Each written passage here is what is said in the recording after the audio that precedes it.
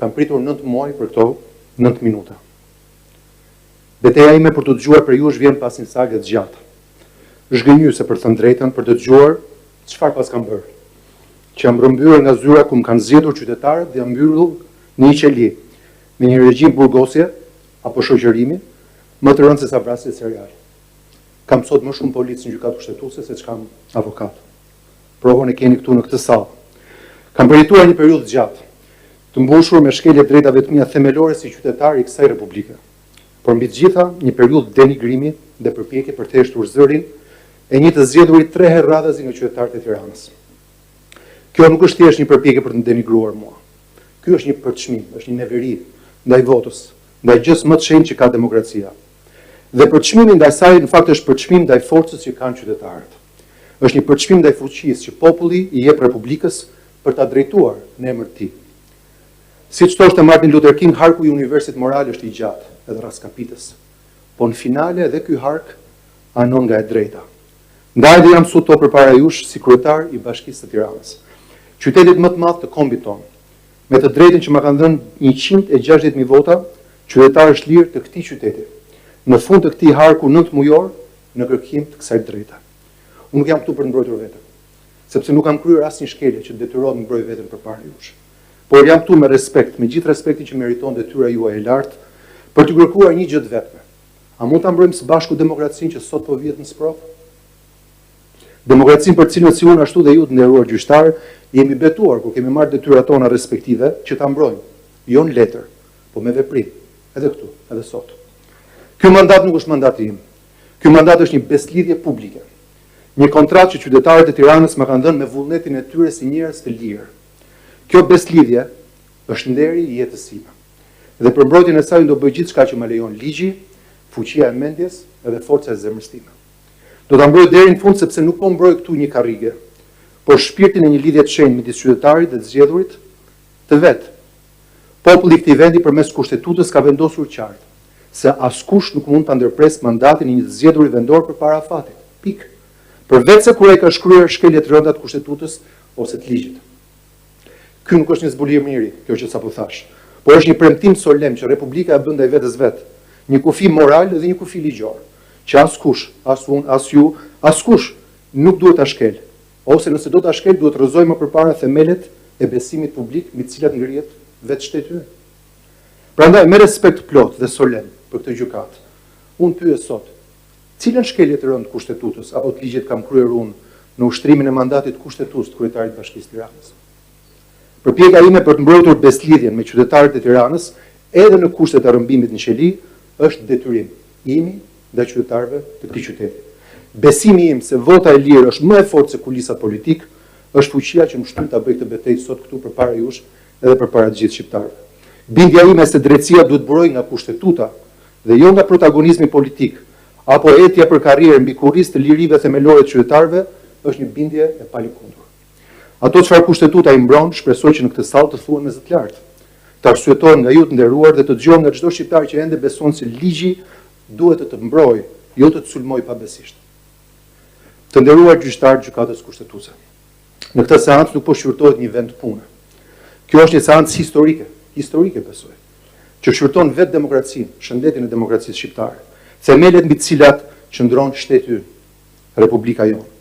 Që nga dita kur miratuam Kushtetutën e Republikës së Shqipërisë dhe pranuam demokracinë si vlerën më të lartë të ushtrimit të pushtetit nga sovrani, nga populli pra, të gjithë ne qytetarë, politikanë në punës së shtetit edhe ju të nderuar gjyqtar, jemi betuar me dorë në zemër për ta respektuar dhe për ta mbrojtur këtë vlerë kaq të lartë.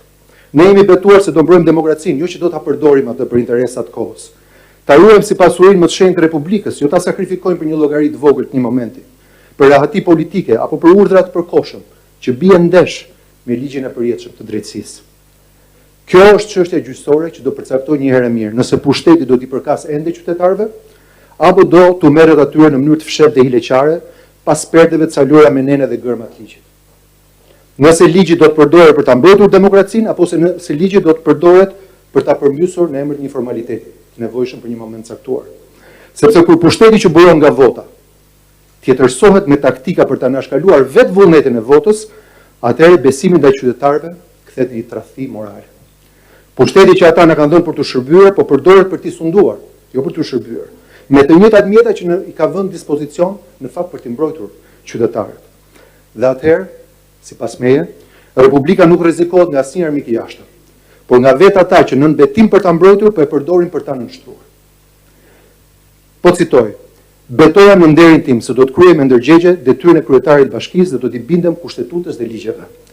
Ky është një fragment nga formula e betimit tim si kryetar bashkie 3 herë me dorën në zemër i zgjedhur nga qytetarët e lirë të Tiranës. Ndaj sot jam këtu për ta mbrojtur deri në fund betimin tim për të bindur kushtetutës. Kontratën time me qytetarët e Tiranës. Një kontratë që ka qenë zemrën time në çdo orë pune, në çdo mëngjes, në çdo mbrëmje, në diell, në shi, në çdo rrugë të shtuar, në çdo kënd lojrash, që kujtohen betejat me pistoleta në kënd lojrash, në çdo shkollë janë rreth 50 të reja, kopshte të çelëta rreth 110, bulevard, kala, shesh, park që kanë ndryshuar sot Tirana. Edhe nga ditët e pandemisë kopshme, ku çonin ndihmat izoluarve apo të tërmeti, kur ndërtuam shtëpitë e mira familjeve, i kam qëndruar besnik këtij betimi. Dhe unë këtë betim do ta mbroj edhe këtu sot përpara jush, deri në fund. Sepse unë nuk besoj që ka diçka më fisnike për t'u bërë sot, dhe diçka më frymëzuese për një njerëz që i shërben publiku, që është në angazhimin e jetës publike, se sa ta mbroj besimin që i është dhënë me votë të lirë të qytetarëve të lirë. Besimin për drejtuar jo vetëm kryeqytetin e Shqipërisë, një punë administrative, por kryeqytetin e gjithë shqiptarëve, një punë jashtëzakonisht simbolike, një qytet që rre me pulsin e gjithë kombit tonë. Dhe kur beson që i dhënë gjithçka për këtë mandat të qytetarëve, vjen arsye për cilën të largojnë nga detyra. Dhe citoj: mos prezenca në detyrë për më shumë se 3 muaj. Nuk isha se si të më thyenin më rënd se kaq. Domethënë ka qenë fyerja më e rëndë e izësime publike, dhe këtë thot dikush që ka dëgjuar fyerje dhe legjenda urbane dhe fantazi pafund. Po kjo është fyerja më e rëndë sepse erdhi nga bashkëpunëtorët e mi, nga njerëz që më njohin më mirë se kushdo tjetër, dhe që nuk denjuan as të më ftonin, as të më njoftonin, as të më dëgjonin. Zoti i falt. Lutem çdo natë për ta dhe them Zot fali se nuk din ç'kam bërë me atë vendim. Kjo akuzë nuk më lëndon për fjalën dhe shkresat e shkreta që ka prodhuar, por për padrejtësinë që ajo përfaqëson. Siç thot shpreha, two wrongs don't make a right. 2 padrejtësi nuk prodhojnë më shumë drejtësi. Pra, padrejtësia e shkarkimit mbi padrejtësinë e ndalimit dhe të shoqërimit nuk e bën vendin më drejt, prandaj kemi përfunduar në gjykatë kushtetuese, sepse padrejtësi mbas padrejtësia nuk prodhua më shumë drejtësi.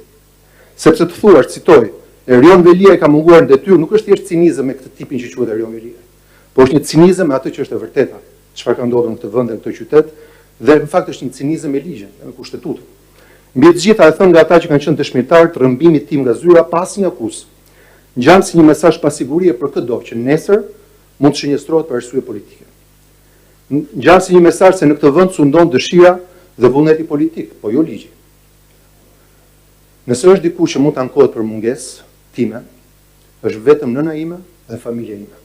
Aty ka marrë mungesë 10 vjet rresht, teksa përgjigj detyrës i shërbej këtij qyteti.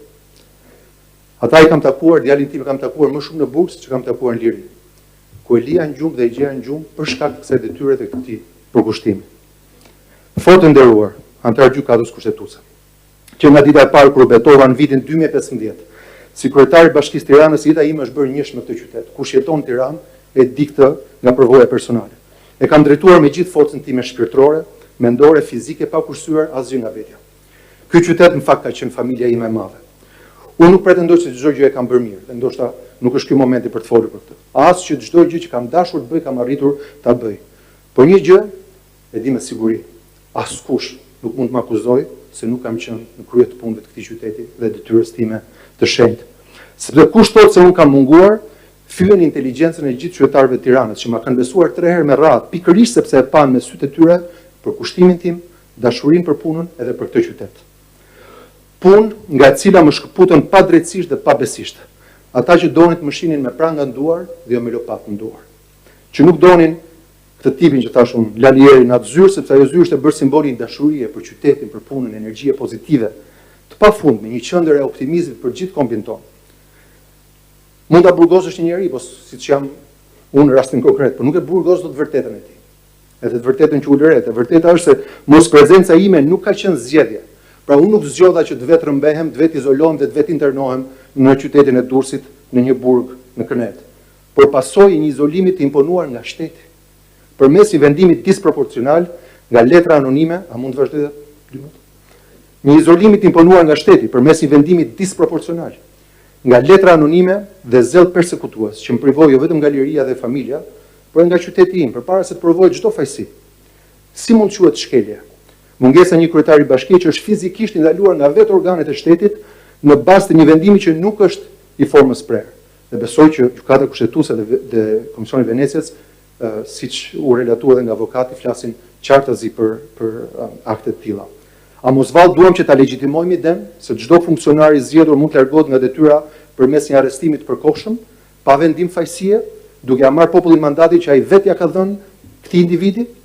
Nëse kjo pranohet, atëherë ta themi hapur sot, çdo mandat i zgjedhur nuk është më një garanci e sovranitetit qytetar, por është një leje, është një patent, është një licencë që mund të hiqet në çdo kohë në varësi të vullnetit politik. Nëse ne pranojmë një gjë të tillë, atëherë parimi i prezumimit të pafajësisë e humbet totalisht kuptimin. Dhe ndëshkimi pa vendim gjyqësor do të kthehet në një praktikë të zakonshme. Mjafton të arrestosh dikë dhe fare mirë e qiron nga puna apo detyra, misioni apo vota që ka marrë. Kjo do të ishte një rrëshqitje rrezikshme nga shteti i drejtës tek shteti i paragjykimit. Kjo nuk është vetëm një padrejtësi njerëzore, por është një kontradikt e hapur kushtetuese, sepse më ndëshkon për një fakt që nuk është as veprim, as shkelje, por është një gjendje e imponuar, me forcën disproporcionale të vetë këtij shteti që më kërkon llogari pse nuk vi pasi më ka privuar lirin. Në finale, e nderuar gjykat, nëse pranohet që një kryebashkiak i zgjedhur me votën e popullit mund të hiqet nga detyra pa vendim të formës prerë, atëherë nga nesër çdo qytet, çdo bashki dhe çdo mandat popullor mund të bjerë prej vendimeve politike të momentit. Në atë çast, zgjedhjet e humbasin kuptimin, vota e humbet peshën, sovraniteti qytetar zvendçohet nga vullneti i atyre që duan të sundojnë në emër të ligjit, por duke përmbysur vetë ligjin. Kjo nuk është demokraci. Kjo në fakt është përmbysje e demokracisë. Ky nuk është një prezumim pafajësie, por është një prezumim fajësie. Dhe aty ku pafajësia zvendçohet nga paragjykimi, drejtësia pushon se ekzistuari. Në finale, ajo që duhet t'ju them është se nuk jam këtu për të kërkuar një mëshirë ose një privilegj. Vi për të kërkuar këtu drejtësi kushtetuese. Drejtësia është mburoja morale dhe fundore e Republikës tonë. Ajo që mbron rregullin dhe që na mban bashkë si shoqëri. Ajo që e ndan shtetin e drejtës nga shteti i frikës, ligjin nga arbitrariteti dhe Republikën nga çdo formë sundimi.